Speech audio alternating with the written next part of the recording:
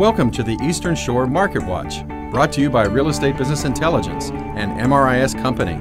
Let's take a look at the most recent activity in the Eastern Shore housing market, which includes these areas. Nationally, existing home sales rose slightly last month and are also up year over year. New home sales rose smartly from a month earlier, but have now spent the last 24 months moving in a very narrow range. Job growth continues to strengthen, and more jobs were created in the last 12 months than at any time since 2000. Lastly, the combination of slightly improving wages and falling energy prices are helping households improve their finances. In the Eastern Shore, January home purchase activity picked up significantly compared to last year. New pending contracts increased 36%, the fourth consecutive month with gains of more than 25% in the region.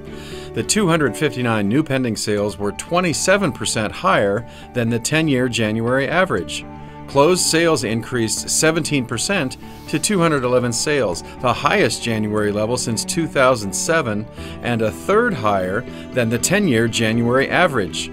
For the first time in 20 months, active inventory is slightly lower than the same point in the previous year. The 2,696 active listings are 4 fewer than last January. This despite the fact that 421 new listings added during the month were 2% higher than last January. The significant gains in purchase activity of late have slowed the consistent inventory gains seen over the last few years. At $185,000, the median sale price dropped 7.5% from last January, though it's on par with the 5-year January average. Half the homes sold in January were on market for 111 days or more, 15 days longer than the median days on market last January, but 3 days less than the 5-year January average of 114 days. Buyer demand in the Eastern Shore continued to improve in January with significant gains in new contracts and closed sales versus 2014. Seller activity also picked up, though inventory has flattened out due to increased purchase activity. Though homes took longer to sell in January than last year, sellers should be buoyed by the double-digit increases in contract and sale activity.